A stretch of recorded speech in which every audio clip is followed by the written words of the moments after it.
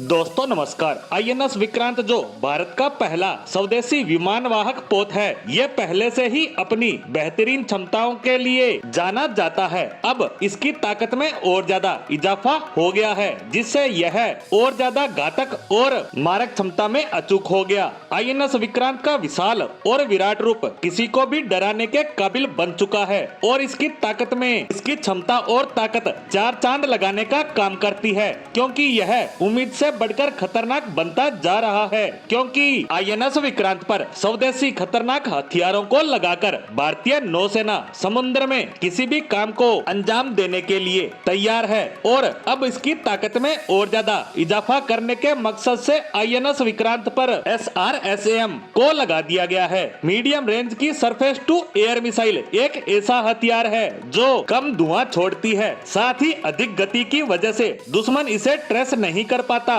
और इसका शिकार बन जाता है। विक्रांत एयरक्राफ्ट कैरियर पर पहले से ही ब्राक 8 ब्रह्मोस मिसाइलों के तैनात होने की खबर है। इसके अलावा इस मिसाइल की तैनाती से इस स्वदेशी युद्धपोत की ताकत में और ज्यादा इजाफा होने वाला है। नौसेना के बाकी गाइडेड मिसाइल डिस्ट्रॉयर में भी इसी तरह की मिसाइल तकनीक तैनात की गई है। DRDO द्वारा बनाई गई इस मिसाइल के जरिए दुश्मन पर घातक और स्टिक वार किया जा सकता है। इस मिसाइल की रफ्तार 2448 किलोमीटर प्रति घंटा रहती है, यानी कि पलक झपकते ही दुश्मन तबाह हो जाएगा। बता दें कि इस मिसाइल का निर्माण इजरायली एरोस्पेस इंडस्ट्री के साथ मिलकर किया गया है। यह 70 किलोमीटर की दूरी पर अपने टारगेट को भेज सकती है। मिसाइल टर्मिनल चरण के दौरान उच्च गतिशीलता प्राप्त करने के लिए स्वदेशी रूप से विकसित मोटर और नियंत्रण प्रणाली द्वारा संचालित है। MRSAM मिसाइल में नई बात ये है कि ये रेडियो फ्रीक्वेंसी सीकर यानी दुश्मन का यान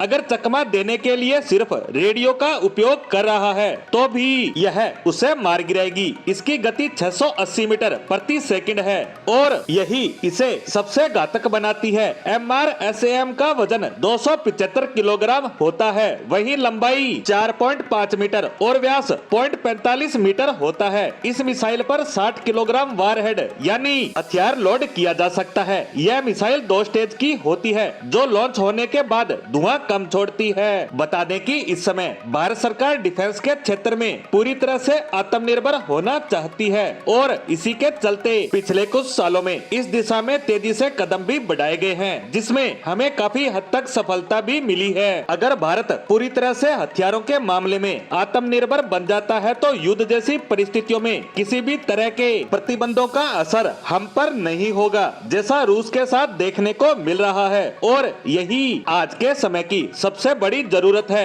कि हमें किसी दूसरे देश पर हथियारों के लिए निर्भर न रहना पड़े और यही सब आज का भारत करता नजर आ रहा है।